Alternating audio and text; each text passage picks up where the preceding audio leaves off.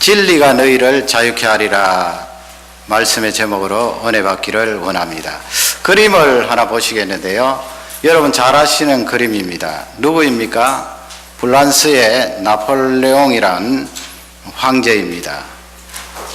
저분은 18세기 후반 또 19세기 앞부분에 살았던 너무나 잘 아는 인물 가운데 한 사람이에요. 원래 이 황제 가문에서 태어난 왕자가 아닙니다. 여러분 잘 아시는 대로 이 나폴레옹은 시골에서 자라난 그런 평범한 사람이 되겠습니다. 그리고 그는 키가 아주 작았기 때문에 저렇게 말을 타고 있으면 멋있게 보입니다만은 그 키로 따지면 또 볼품이 없었다고 그렇게 할 수 있을까요? 그래서 나폴레옹 컴플렉스라는 그런 말이 나오게 되었는데, 오늘 이 컴플렉스라는 단어를 여러 번 들을 것입니다.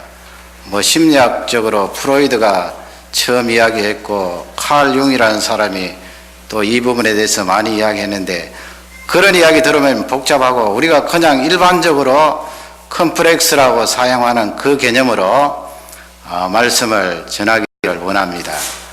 우리가 다 연약한 부분을 가지고 있지 않습니까? 그 연약한 부분을 보상하려고 하는 그런 마음이 우리 속에 있는 것이 사실이에요. 보상한다는 말씀을 메꾸고 방어를 하고 싶어하는 그런 마음이 있겠지요. 왜 없겠습니까? 그 방어하고 보상하려고 하는 심리는 바깥으로 이렇게 표출이 되는데 공격적으로 나올 가능성이 많이 있고요. 또 어떤 경우는 과격하게 행동이 표출이 될 때가 있습니다. 그것이 심해지면 이제 다른 사람을 해칠 수 있는 가능성이 많기 때문에 좀 위험한 것입니다. 이렇게 마음속에 있는 그 보상 심리는 좋게 그렇게 나타나고 성화되는 경우도 있습니다만은, 많은 경우는 강박적인 그런 행동이나 관념 속에 빠지기 때문에 상당히 흔들리고 괴로움과 어려움을 당하는 것이 사실인데요. 저분이 이 황제 가문에서 출생한 분이 아니고 황제 자리까지 오르게 된 것은 자기가 가지고 있는 그런 컴플렉스에 대해서 외적으로 굉장히 과열되게 표현한 것입니다. 지금도 프랑스 쪽의 사람들은 존경하는 대상 가운데 한 사람이겠습니다만은, 저가 일으킨 전쟁 때문에 얼마나 많은 사람들이 세상을 떠나게 되었습니까? 그 컴플렉스라는 이 단어를 생각하면서 이 나폴레옹 황제에 대해서 생각하지 않을 수가 없는 것입니다. 그러면 예수님께서 우리를 향하여서 진리가 너희를 자유케 하리라, 이 말씀은 작게 적용할 수도 있고 또 크게 적용할 수 있겠습니다만, 근본적으로 우리에게 생명을 주시는 귀한 말씀이에요. 저렇게 감각관념에 사로잡혀서 컴플렉스로 일생을 살게 되면 그 노예가 되는 거거든요. 쇠사슬이 나를 칭칭 감아서 그 컴플렉스 때문에 일생 이리저리 가지 못하고 꼼짝달싹하지 못하는 그런 경우가 많이 있고, 또 수없이 많은 사람들에게 영향을 미쳐서 해롭게 하는 경우가 있는 것입니다. 첫 번째로 우리에게 주시는 귀한 말씀은 우리 다 가지고 있는 거예요. 타고난 것에서부터 가지는 컴플렉스예요. 그 성경 말씀에 그런 것이 있는가? 여러분, 저나 우리 성도님들 다 마찬가지일 것입니다. 타고난 그것 때문에 내가 가진 신체적인 조건이나 아니면 신분이나 아니면 다른 재능이나 그런 것 때문에 가지는 컴플렉스는 크든 작든 다 있는 것이 사실입니다. 그러면 오늘 말씀으로 돌아가서 이 말씀 가운데 14절에 보면은 이름이 거기 나옵니다. 헤롯이라는 이름이 나오는데, 여기 나오는 헤롯은 한 사람을 딱 가리키는 것은 아니에요. 물론 14절에 나오는 본문은 어느 한 사람을 가리킵니다마는 헤롯이라는 그 이름을 쓸 때는 왕가의 이름이에요. 헤롯 1세, 헤롯 2세 그렇게 나가겠지요. 그 헤롯 1세, 2세 그렇게 나가지만은 원래 그 사람이 가지고 있는 이름이 있는데 그 헤롯 왕가에 대해서 도표를 보면서 한번 살펴보기를 원합니다. 안티파테르라는 사람이 있었습니다. 이 사람이 헤롯 왕가의 창시자예요. 헤롯 왕가를 만들었던 사람이라고 그렇게 보면 됩니다. 그전에는 왕의 신분이 아니었다는 것입니다. 안티파테르라는 이 사람은 이두메 사람입니다. 이두메는 우리 잘 몰라도 되는데요. 이두메는 헬라말로 이두메인데 이 구약 성경에 보면은 에돔이 나옵니다. 에돔. 그리고 신약 성경에도 이 에돔 족속들이 여전히 살고 있었는데 에돔이라고 할 때 그것을 헬라말로 바꾸면 이두메가 되는데요. 여러분, 에돔은 누구의 후손들입니까? 그 누구의 후손들인지 내가 모르겠다 속으로 그렇게 생각되면 성경 말씀을 많이 읽으셔야 됩니다. 이삭이라는 족장이 있는데 그 족장 아들들 둘이 있었잖아요. 그 첫 번째 아들이 에스고 두 번째 아들이 이스라엘의 조상인 야곱이지요. 그 에스의 후손, 털이 북실북실하고 사냥을 잘하고 남자답게 생긴 에스의 후손들이 에돔입니다. 그 에돔 족속들이 수천 년 이제 내려오면서 사해 아래쪽 남쪽에 그렇게 살게 되었는데 원래 전쟁을 잘했던 민족인데요.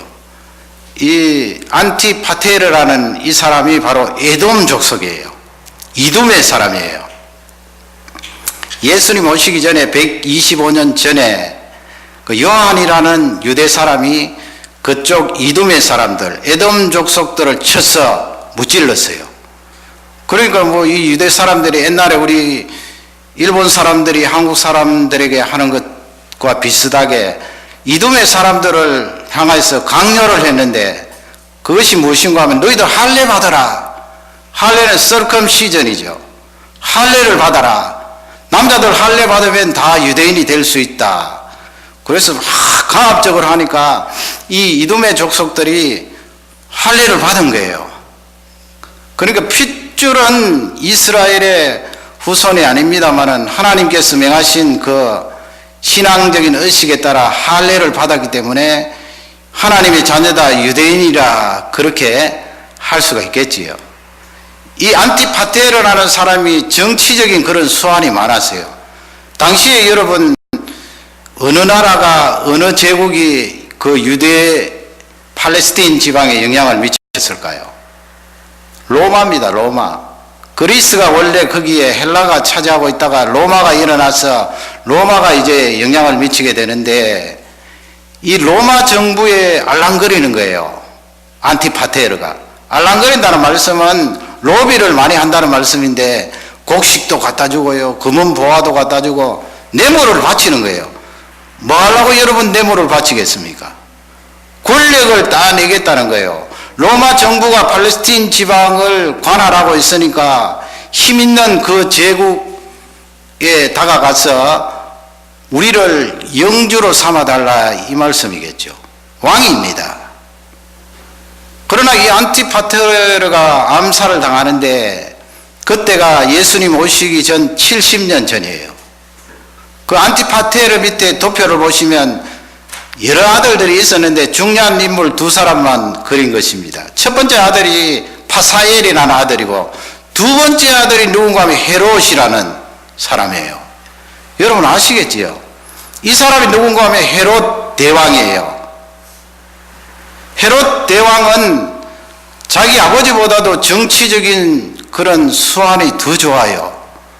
그래서 이 사람이 아버지 돌아가실 때 로마로 올라가서 로마에서 누구와 사귀는가 하면은 로마 황제와 이제 사귀게 되는데 말이죠. 신임을 얻었어요. 물론 거기에는 물질이 들어갔지요. 곡식도 갖다 바치고 금은 보화도 갖다 바치고 나를 향하여서 저 팔레스타인 지방을 다스릴 수 있는 권세를 두면 로마 로마 정부에 충성을 다하겠습니다. 그렇게 정치적인 로비를 잘한 거예요. 그래서 결국 이 헤롯이라는 사람이 주전 37년에 이 헤롯이 예루살렘에 있는 그 유다 지역, 사마리아 지역의 공식적인 왕이 되는 것입니다. 자기 혼자 되는 것이 아니고요. 로마 정부가 임명을 한 거예요. 그래서 예수님 태어나신 그곳을 이 헤롯이 다스리게 되었는데 그때는 한 사람의 왕이기 때문에 헤롯 대왕이라 그래요. 이 헤롯 대왕이 그러면 여러분 어디 출신입니까? 이두메 출신이에요. 핏줄을 이렇게 거슬러 올라가면 유대 혈통을 가진 사람이 아니고요. 에돔 족속의 후손이기 때문에 물론 할례는 받았겠지요. 그러나 거기에 대한 컴플렉스가 있다고요. 타고난 것에 대한 컴플렉스. 유대인을 다스리는 왕임에도 불구하고 유대 혈통이 없다는 것에 대한 컴플렉스가 가득한 사람이에요. 그래서 이 사람에게 말이죠. 그냥 신분이나 혈통을 툭 건드리면 그냥 파락 하는 거예요. 화약에다가 불을 지르는 거죠. 마태복음 2장에 보면은 동방박사들이 아기 예수님 메시아 배를 보고 쭉 따라오다가 이 헤롯에게 묻는 거 아니에요. 이때 질문을 받았던 헤롯이 바로 이 헤롯 대왕이에요. 뭐라고 묻습니까? 유대 땅에 왕으로 오실 리가 어디에서 태어납니까? 그렇게 물으니까 이건 불을 지른 거예요.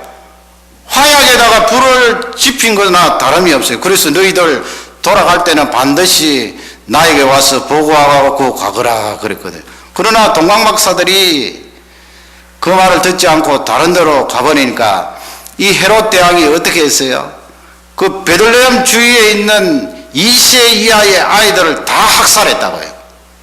정확하게 기록은 안 나오지만은 그때 죽은 유아가 약 800명이에요. 그러니 이 사람은 자기 신분에 걸린 그런 일만 나타나면은 견딜 수가 없는 거예요. 자기가 유대 혈통이 아니니까 말이죠. 나중에 그 미리암네라고 하는 유대 혈통을, 정통 유대 혈통을 가진 여인과 결혼을 했어요. 자신이 가지고 있는 유대 혈통이 아니라는 그 컴플렉스를 메꾸기 위해서 결혼을 했음에도 불구하고 유대인들이 지독한 사람이잖아요. 그냥 일반 사람 같으면 봐줄 텐데 유대인의 왕이라고 하는 저 헤롯이 이방 족속 가운데 있는 에돔의 후손들이니까 우리는 받아들일 수 없다. 대놓고 말하면 죽으니까 그냥 여론이 그런 거예요. 그러니 이 헤롯 임금님은 그 부분에 컴플렉스를 가지고 유대인의 왕으로 오실 리가 어디에서 태어납니까? 거짓말을 받자마자 확 뒤집어진 거예요. 열을 받았다는 거죠. 그래서 죄 없는 그 어린 애기들을 다 그렇게 학살해버리고 말하는데 아들들이 여럿이 있었어요. 왜냐하면 그 왕비가 많았기 때문에 그 아들들 가운데 장자를 비롯해서 첫 번째 아들을 비롯해서 3사람이나 죽였어요. 아버지가 말이죠.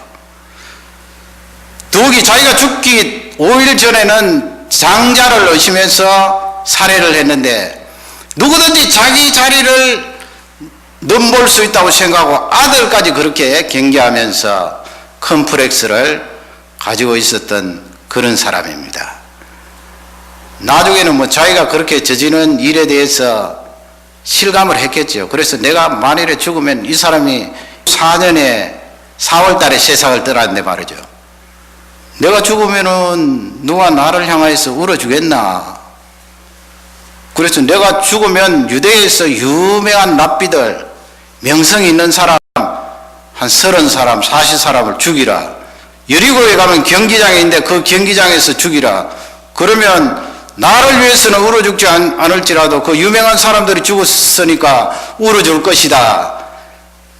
그렇게 말한 지독한 사람이에요. 그래서 그때 당시에 속담이 있는데 무슨 속담이 있는가 하면 헤롯의 아들이 되기보다는 헤롯의 돼지가 되는 것이 낫다. 그 헬라 말에 아들이라고 하면 휘오스예요. 휘오스. 이 휘오스와 비슷한 말이 무엇인가 하면 돼지인데 휘스예요. 휘스. 그런 속담까지 생길 정도예요. 그러면 이 헤롯 대왕이 이렇게 컴플렉스를 가지게 된 것은 자기 신분 때문에 그렇잖아요. 뭐 아내가 유대인이고 그렇게 다 가전 수단 방법을 써봤지만 여전히 자기는 에돔의 피를 가지고 있었기 때문에 그 자리가 겁이 난 거예요. 흔들린 거예요. 그래서 이 양반이 많이 한 것이 무엇인가 하면 토목 사업이에요. 그 가운데 로마를 위하여 토목 사업 한 것이 가이사라예요. 가이사라 빌립보 말고요. 지중해 쪽에 있는 가이사라인데 그 큰 도시예요. 새롭게 만든 도시인데 로마 황제를 위하여 헌납한 도시예요. 그리고 유대인들을 위하여 토목 공사를 한 것이 무엇인가 하면 예루살렘 성전이에요. 그 나중에 죽고 나서도 이 양반이 죽고 나서도 그 뒤를 이은 왕들이 계속해서 토목 공사를 하는데 예수님 계실 때만 해도 46년 동안 지은 성전 아니에요. 어마어마하게 큰 성전이에요. 그렇게 여러분 토목 공사를 크게 하고 로마 정부와 유대인들에게 환심을 사려고 한 것은 따지고 들어가면은 자기 속에 있는 컴플렉스를 방어하기 위해서 그래요. 보상을 받기 위해서 그래요. 그러니 바스락 긋기만 해도 어떤 존재가 나를 해치고 왕자리를 노리는구나 그렇게 생각하고 그 괴로움 속에 일생을 살았던 사람입니다. 얼마나 괴롭겠어요. 사실은 뭐 컴플렉스가 있으나 없으나 왕이라는 자리가 다 위태위태한 자리 아니에요. 그 왕자리에 올라가면은 요즘은 뭐 덜 하겠습니다만은 음식이라도 함부로 먹을 수 있겠어요? 물 한 모금 마시려고 해도 자기 말대로 우리처럼 꿀꺽꿀꺽 마시지 못하는 거예요. 두렵기 때문에 그렇습니다. 컴플렉스가 없어도 그 정도인데 컴플렉스를 가지고 있으니 이 양반은 일생을 그렇게 비참하게 살다가 세상을 떠나게 되는데 말이죠. 우리 예수님께서 우리를 향하여서 진리가 너희를 자유케 하리라 그 말씀은 거기 말하는 진리는 뭐 예수님이 하신 말씀도 되겠지요. 그러나 진리가 너희를 자유케 하리라 이 말씀 속에는 예수 그리스도 자신이에요. 내가 예수 그리스도를 영접하고 그분을 모시면 예수 그리스도께서 나에게 주시는 무한한 자유가 있다. 그 자유를 마음껏 누리시기를 주님의 이름으로 축원합니다. 우리 모두는 출생으로부터 얻어진 그것에 대해서 약간의 컴플렉스가 있습니다. 어쩌면 우리 예수님은 그런 것을 염두에 두시고 이 세상에 태어나실 때부터 왕가에서 출생하지 않았어요. 물론 그분은 다윗의 왕통, 다윗의 혈통을 당하여 이 세상에 오셨습니다마는 그분이 태어나실 때 어디서 태어나셨나요? 말구유에서 태어나셨어요. 뭐 크리스마스 카드라든지 그림을 보면 그래도 아름답게 이쁘게 미화했습니다마는 옛날에 여러분 짐승들이 살았던 우리는 얼마나 지저분했을까요?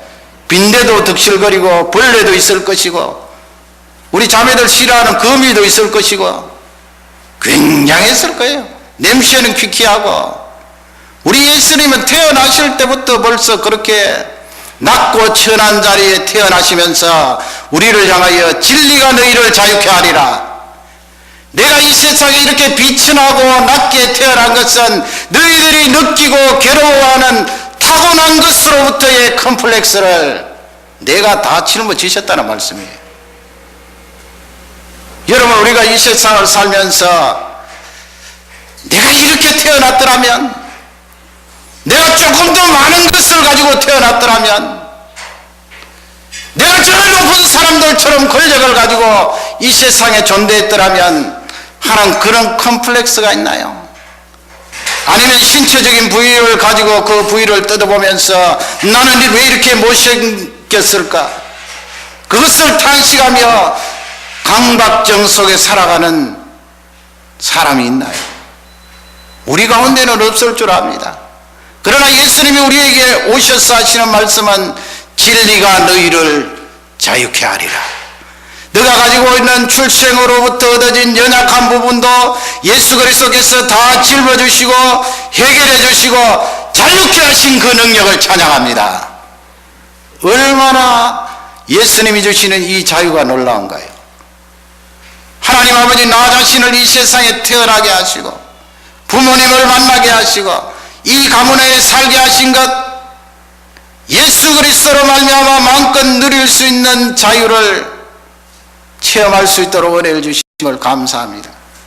기뻐하시고 노래하시기를 주님의 이름으로 축원합니다. 두 번째는 무엇입니까? 브랜드 유지하기 위한 컴플렉스예요. 뭐 이건 다른데 어떤 곳에 나오는 용어가 아니고 제가 말씀을 준비하면서 그냥 달아본 거예요. 우리만 알면 되는 거예요. 브랜드 유지하기 위한 컴플렉스예요. 17절 말씀에 가면은 이 전에라는 단어가 있죠. 전에 헤롯이 하는 그 단어인데, 거기 전에 헤롯이 할 때 그 헤롯은 우리가 알고 넘어가야 돼요. 거기 전에 헤롯이 말할 때 그 헤롯은 헤롯 대왕이 아니겠지요. 헤롯 대왕은 이미 죽었어요. 왜냐하면 지금 이 마가복음 6장은 예수님께서 사역하고 계시는 그 시기이기 때문에 이미 헤롯 대왕은 주 4년에 세상을 떠났어요. 그러니 여기 나오는 헤롯은 헤롯의 후손들이에요. 헤롯의 후손 가운데 누구인가? 다시 한 번 더 도표를 보시면 헤롯의 아들들이 많이 있어요. 그 아버지보다도 더 많이 있었는데, 아킬레오라고 하는 아들이 있는데요. 이 아킬레오라는 아들도 나중에는 영주가 되었어요. 아버지 세상 떠나고 나서. 그 다음에 이 두 번째 아들이 누군가 하면 안티파스라는 아들이에요. 거기다가 헤롯자를 달면 이 사람도 이제 영주가 되어서 땅을 물려받았으니까 헤롯 안티파스예요. 그 다음에 아리스토블루스라는 아들이 있는데 이 아들은 젊어서 일찍 죽었어요. 그 다음에 빌립 1세라는 헤롯의 아들이 있어요. 요 정도 보시면서 지도를 한번 보세요. 지도를 보시면 헤롯 대왕이 예수님 탄생하실 때 학살했던, 요 아들을 학살했던 헤롯 대왕은 이미 세상을 떠나고, 세상 떠나고 나니까 그 아들들에게 땅을 분배할 거 아니에요. 그 아버지는 뭐 실제적으로 로마의 실권을 얻었기 때문에 땅을 분배를 할 수 있어요. 물론 분배받은 아들들이 로마 정부에 다시 인준을 받는 것은 자기들 절차고 말이죠. 땅을 어떻게 분배했는가 하면 아켈라오라고 하는 이 아들은 유대와 사마리아, 여러분 지도 보시면 빨간 동그라미로 해놨는데 그 부거리에요. 흰색 빛깔이 있는 지도. 상당히 넓은 지역을 다스리도록 땅을 물려주었는데 이 아들은 통치력이 없어요. 그래서 주후 6년경에 한 10년 정도 그 지역을 다스리다가 물러나게 되었어요. 그러니까 왕이 없잖아요. 이때부터 이제 로마 정부가 로마에서 임명한 총독을 파송하게 되는 거예요. 예루살렘 지역에. 예루살렘 지역이 골치 아픈 지역이잖아요. 반기가 일어나고 종교적인 열정이 강하기 때문에 로마 총독을 계속해서 파송하는데 주후 26년부터 36년까지 누구를 파송하는가 하면 제너럴 폰티어스 파일럿을 파송해요. 그게 누구예요? 본디오 빌라도예요.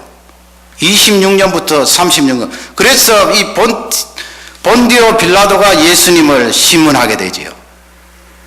아켈라오는 이 유다 지역을 10년 정도 다스리고 물러나게 되었고, 그 다음에 이제 두 번째 아들인 안티파스, 헤롯 안티파스가 그 위에 보면은 갈릴리 여러분 호수 보이지 않습니까? 그 옆에 보면 동그란 파란 색깔이 있는데 거기하고 요단강 동편 쪽으로 또 땅을 분배받게 되었어요. 그게 바로 헤롯 안티바스예요. 오늘 본문에 나오는 17절에 나오는 전에 헤롯이 그 주인공은 바로 헤롯 안티바스예요. 그 다음에 그 위에 보면 갈릴리 위에 북쪽으로 보면은 노란 색깔 타원행이 있는데 그곳은 빌립 1세 헤롯 아들이 다스리게 되었는데요. 다시 그러면 17절로 돌아와서 헤롯 안티바스가 전에 무엇을 했는가 하면 동생의 아내, 동생이 누군가 하면 빌립이에요. 빌립. 갈릴리 북쪽에 땅을 분배받았던 이 빌립의 아내 헤로디아가 있는데 이 헤로디아를 자기 아내로 삼았어요. 그러니까 세례 요한이 가만히 있지 않겠지요. 어떻게 이스라엘 나라의 왕이라고 하면서 물론 영주지만은 그렇게 부도덕한 일을 행할 수 있는가? 동생의 아내를 취하여서 어떻게 아내로 삼을 수 있는가? 그러니까 17절 뒷부분에 보면은 이 헤롯 안티파스가 헤로디아, 새롭게 아내가 된 그 여자를 위하여서 요한을, 사람을 보내서 요한을 옥에 집어넣었어요. 그 말씀이 거기에 나오는데, 그러면 다시 도표를 한 번 더 보셔야 돼요. 헤롯의 네 아들들, 물론 더 많았다 그랬죠. 헤롯의 네 아들들 가운데 일찍 죽은 아리스토블루스라는 사람에게서 두 자녀가 있어요. 그 한 자녀가 아그리빠예요. 그리고 딸 하나가 바로 헤로디아예요. 아그리빠는 여러분 사도행전에 가면은 하나님께 찬양과 영광을 돌려야 되는데 사람들 앞에서 자기가 신이다 하다가 사도행전 12장에 보면은 충이 나와서 먹어버렸잖아요. 충 때문에 세상을 떠난 왕이 바로 헤롯 아그리빠 1세예요. 그 다음에 대를 이어서 헤롯 아그리빠 2세가 이제 예루살렘의 왕이 되는데 말이죠. 그 헤로디아가 바로 지금 헤롯 안티파스의 새 아내가 된 거예요. 헤로디아. 그러면 여러분 전 남편은 누구라고요? 빌립 1세, 빌립. 전 남편인 빌립 1세 사이에, 헤로디아의 사이에 낳은 딸이 바로 살로메예요. 오늘 본문에 나오는 춤을 추었던 여자아이 살로메. 이해가 되겠지요? 이 살로메를 데리고 지금 새로운 남편인 헤롯 안티파스에게 와서 궁중에서 생활을 하고 있는 것입니다. 좀 복잡하지요? 사실 따지고 보면은 배는 다르지만은 삼촌하고 결혼한 거예요. 빌립도 삼촌이고 헤로디아가 말이죠. 지금 헤롯 안티파스도 배는 다르지만 삼촌이에요. 그렇게 결혼했어요. 그러니 이 신앙이 어디에 있겠습니까? 신앙이 하나도 없는 거예요. 이런 상황에서 22절 말씀을 보면은 이 살로메가 대신들이 많이 초대된 그 자리에서 춤을 추네요. 원래 좀 뼈대가 있는 왕가 같으면 어떻게 공주님이 춤을 춥니까? 무녀들이 춤을 추죠. 공주님이 춤을 추는데 너무 사람들을 현혹시켰어요. 그래서 22절에 이 헤롯 안티파스, 의붓 아버지 아니에요. 의붓 딸이 춤을 추는 거 보고 너무 기뻐하고 거기에 있는 사람도 기뻐하였기 때문에 내가 원하는 것이 무엇이냐? 원하는 대로 들어주리라 그렇게 말하죠. 그렇게 말하고 한 번 더 23절에 가면은 네가 원하는 것이 무엇이냐? 나라의 절반이라도 뚝 잘라서 너에게 주겠다. 사실은 이 로마 정부의 인준을 못 받은 상태예요. 헤롯 안티파스가요. 그냥 아버지가 물려준 그 땅을 차지하고 있는데 정식 인준도 못 받은 왕이 말이죠. 내 나라의 절반도 잘라서 너에게 주겠다. 그렇게 호언장담을 하니까 기회가 이때잖아요. 누구에게요? 살로메의 어머니인 헤로디아가 이때다 찬스를 잡은 거예요. 딸이 쫄로로 달려가서 나에게 호의를 베푸는데 내가 뭐라고 대답할까요? 하니까 어머니가 그러면 세례 요한의 목을 달라고 그래라 그러잖아. 목을 달라는 말씀 머리를 떼내서 쟁반에 담아가지고 나에게 주십시오 하라는 말씀이에요. 무시무시한 말씀이죠. 이 살로메가 다시 급히 돌아와서 헤롯 안티파스 의붓 아버지에게 그것을 이야기하니까 26절 말씀에 가면은 근심이 되잖아요. 헤롯 안티파스가 신앙은 없었지만은 유대 백성들이 세례 요한을 따르고 그는 거룩한 자고 의로운 자고 20절에 그렇게 되어 있어요. 거룩한 자고 의로운 자고 그가 말하는 것 자기가 달게 받아들였다고 그렇게 기록되어 있는데 지금 세례 요한의 목을 달라고 그러니까 근심이 되지 않을 수가 없는 거예요. 그러나 한쪽으로는 보면은 벌써 대신들 앞에 약속한 것이고 딸 앞에 약속한 것이잖아요. 맹세까지 해가면서요. 결국은 허락한 거예요. 그 의인인 세례 요한이 참수를 당하여서 쟁반에 그 머리가 담겨져 나오는 내용을 복음서는 기록을 하고 있습니다. 그러면 헤롯 안티바스가 그 자리에서 세례 요한을 살해하게 된 것은 자신의 브랜드를 유지하기 위한 컴플렉스예요. 이 사람에게는 자신의 브랜드가 중요해요. 자신의 얼굴이 중요하다는 거예요. 내가 말이 한번 나오면 그대로 말대로 이루어져야 된다고 생각하는 사람이에요. 그러니 사람을 희생시킨 거예요. 만일에 이 살로메가 의붓 아버지에게 왕에게 그렇게 요청했더라도 이 아버지는 그렇게 대답할 수 있잖아요. 얘야 미안하다. 미안하다 그러면 되잖아요.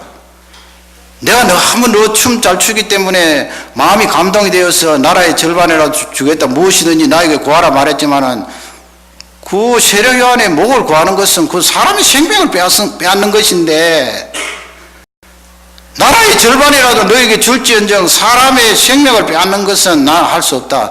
그리고 저 세례 요한은 내가 보기에는 종교적으로도 의롭고 유다 백성들이 많이 따르기 때문에 나 그런 짓 할 수 없다. 미안하다. 살로메 미안해. 다른 건 말할 수 없니? 이렇게 여러분 하면 되잖아요. 이 세상에 완벽한 사람이 어디 있습니까? 말해놓고도 그 말이 다른 사람에게 해를 끼치고 생명에 지장을 주는 말이라면 내가 거두어 들어야 되지요. 그러나 이 헤롯 안티바스는 자기가 말이 나갔다고 해서 그 의로운 사람 한 사람의 생명을 빼앗아 버리는 거예요. 얼마나 잘못된 거예요. 그 저변 속에는 자신의 브랜드를 유지하려고 하는 컴플렉스가 있는 거예요. 그 때문에 세례 요한이 순교를 당한 것입니다. 우리 예수님은 이 세상에 오셔서 가전 수모를 다 당하셨습니다. 그분이 이 세상에 오신 자체가 벌써 수모예요. 이 우주를 만드신 하나님께서 이 세상에 오셔서 우리와 동일한 인간이 되셔서 시험과 고통을 받으셨는데 그 자체가 모욕 아니에요. 어떻게 그럴 수가 있나요? 그분이 십자가에 달리시기 전에 뺨을 철썩철썩 맞았어요. 어떤 사람들은 침을 폐 뱉었어요.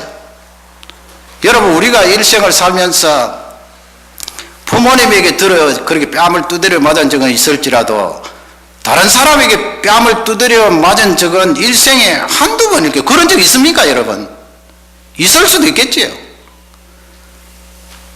상대방이 나를 향해서 침을 탁 받는 그런 적이 있었나요? 우리 예수님은 사람들이 예수님을 향해서 침을 뱉었어요. 뺨을 사정없이 때렸어요. 그리고 여러분 우리는 옷이 발가벗겨져서 다른 사람 앞에 노출된 적은 없습니다. 있는 분도 있을지 모르겠습니다만 어린 시절을 제외하고는 없어요. 우리 예수님은 그 많은 사람들이 보는 앞에 다 옷을 벗으 고난을 당하신 거예요. 수치를 당하신 거예요. 모욕을 당하신 거예요. 그리고 말로 모욕을 또 당하셨네요. 십자가에 달려있는 그분을 향하여서 네가 정말 하나님의 아들이라면 지금 당장 내려와서 너를 구원하고 이 사람들을 구원하라고 했잖아요. 하나님이 진짜 아들이신데 힘을 가지고 계시는 분인데 모욕을 당하셨어요. 왜 그렇게 모욕을 당하셨나요? 왜 그렇게 고난을 당하세요?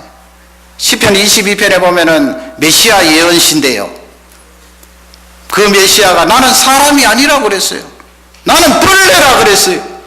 벌레 취급을 받으면서 나의 브랜드는 하나도 없고 나의 얼굴도 없고 수치와 모욕을 당하였다 말씀하고 있는 것입니다. 왜 예수님이 그렇게 모욕을 당하셨나요? 죄 많은 세상 우리 사람들이 살 때 저와 우리 성도님들이 사실 때 수치를 당하잖아요. 예수님에 비하면 아무것도 아니죠. 그럼에도 불구하고 우리가 수치를 당하고 모욕을 당할 때가 있어요. 야, 내 인생 꺾어졌다. 이렇게 해서 어떻게 얼굴 들고 세상을 살아갈 수가 있을까? 내 브랜드를 생각해봐라. 나 더 이상 못 살겠다. 그런 생각이 들어올 때가 있다고요. 그럴 때 예수님은 우리를 향하여서 내가 왜 그렇게 수치를 당하고 내 브랜드를 다 내팽개치고 십자가에서 모욕을 당한 줄 아니? 바로 너를 위해서야.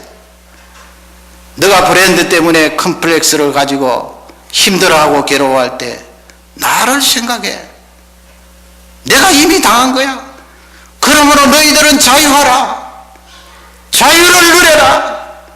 자존심 꺾였다고 말하지 말고 내가 수치를 당하여서 이렇게 상처를 받았다고 말하지 말고 예수님이 나를 위하여 당하신 그것을 생각하며 이기고 승리하라는 귀한 말씀입니다. 우리 예수 믿는 사람은 브랜드의 컴플렉스를 덜 느껴야 됩니다. 완전히 제거할 수야 있겠어요. 우리도 사람이고 죄인인데.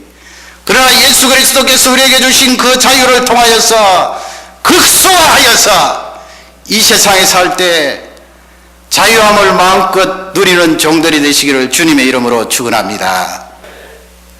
세 번째로 우리에게 주시는 말씀은 후회와 죄책감의 컴플렉스예요. 우리 누구에게나 다 있잖아요. 후회, 죄책감.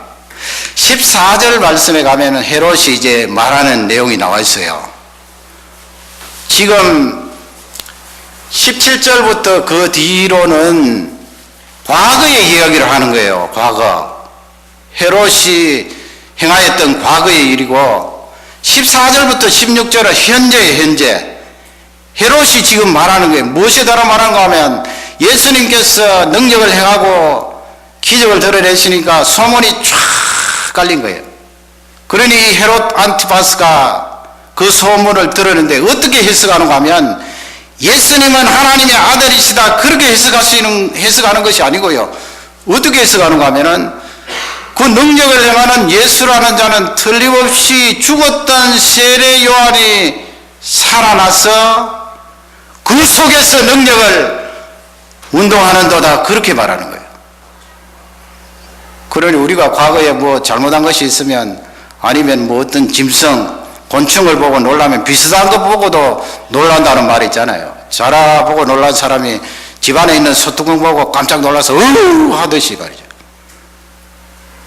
이 헤롯 안티파스가 과거에 그 딸의 요청 때문에 죄 없는 세례 요한을 목베어서 죽인 그것이 이제 생각나서 저렇게 능력을 행하는 것을 보니까 틀림없이 세례 요한이 살아서 그 영이 예수라는 저 사람 속에 들어가서 능력을 행하는구나. 그러므로 그 능력 행하는 주체는 세례 요한이다 말하는 거예요. 엉터리죠, 엉터리. 그런 일이 일어날 수가 있나요? 예수님은 하나님의 아들로서 그 능력을 행하는데 이 헤롯 안티파스는 그렇게 해석한다는 거예요. 왜 그렇게 해석합니까? 과거에 잘못한 자기 일에 대해서 후회감의 컴플렉스가 있어요. 그리고 이제 주위의 사람들이 15절 말씀에 가면은 한술 이야기할 거 아니에요. 엘리야라고 말합니다. 어떤 사람들은. 또 어떤 사람들은 선지자라고 말하는데 그 선지자라는 말씀은 옛날에 구약시대에 선지자 중에 한 사람과 같다고 합디다. 주위에서 안티파스에게 그렇게 권유를 하지만은 16절 말씀에 가면은 헤롯이 뭐라고 대답합니까? 내가 목베어 죽인 요한이 다시라는 말씀은 없습니다만 살아났도다 말이야. 내가 목베어 죽인 요한이. 그러니 요 14절에서 16절 말씀을 보면 헤롯 안티파스의 마음속에 후회감과 죄책감의 컴플렉스가 있어요. 우리에게는 없나요? 우리에게도 있어요. 작든 크든 과거를 돌아보면서 내가 그때 잘못했구나 후회감이 들어요. 견딜 수가 없어요. 그래서 현재 어떤 일을 추진할 힘이 없어요. 미래가 암담해요. 그건 후회감에서 들어온 컴플렉스예요. 어떤 사람은 말이죠, 실패를 거듭하고 에디슨 같은 사람은 수백 번 수천 번 실패해도 그 실패는 나의 성공을 위한 음원이다 그렇게 말하는데 나에게는 전혀 해당되지 않아요. 그 말이 이해가 되지 않아요. 그러니 그 후회감 때문에 컴플렉스가 생겨서 앞으로 나아갈 수도 없고 현재는 더 죽을 지경이에요. 그리고 거기에 죄책감이 들어옵니다. 내가 왜 그 의로운 사람을 생명을 빼앗았는가? 죄책감이 있잖아요. 자다가도 벌떡 일어나는 거예요. 햇석을 이 정도 할 정도니 잠을 옳게 잘 수 있겠나요? 밤새도록 뜬 눈으로 세우는 적이 있을 거예요. 후회감과 죄책감이 컴플렉스가 되어서 그에게 가득했습니다. 이렇게 되면요, 사람이 대단히 공격적으로 되고 과잉 행동을 하게 되고 일관성이 없어집니다. 많이 흔들립니다. 우리 예수님은 시편의 말씀처럼 허물의 가리움을 받는 자는 복이 있도다. 우리 예수님이 이 세상에 오셔서 우리의 허물을 가리워 주셨어요. 내가 후회감으로 괴로워할 때, 그 후회감 속에 죄책감이 가득할 때 예수님은 나의 죄에 대한 모든 것을 덮어주셨어요. 그래서 십자가 위에 네 번째 뭐라고 말씀합니까? 엘리 엘리 라마 사박다니, 나의 하나님, 나의 하나님, 어찌하여 나를 버리셨나이까? 성부 하나님께서 사랑하는 독생자 성자 하나님을 십자가 위에서 처절하게 저주를 받으시도록 내어버리신 것입니다. 예수님이 죄를 다 지셨습니다. 예수님이 그 짐을 짊어지시고 저주를 몸소 체험한 것입니다. 예수님이 나의 죄책감을 짊어지셨습니다. 나의 후회스러운 현장을 회복시켜 주셨습니다. 그러므로 그분은 나를 향하여서 진리가 너희를 자유케 하리라. 나는 길이요 진리요 생명이니 나로 말미암지 않고는 아버지께로 올 자가 없느니라.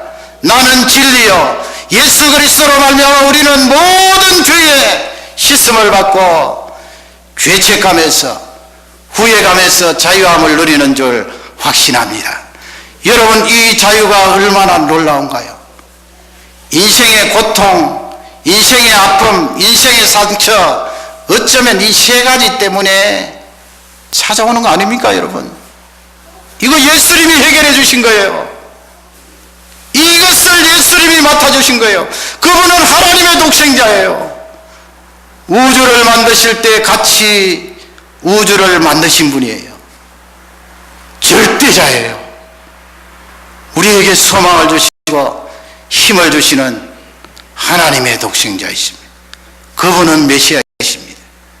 이 예수 그리스도를 붙들고 고난주간에 믿음으로 승리하시고 많은 사람들을 살리시는 능력의 종들이 되시기를 주님의 이름으로 축원합니다. 우리 다 같이 기도하겠습니다. 우리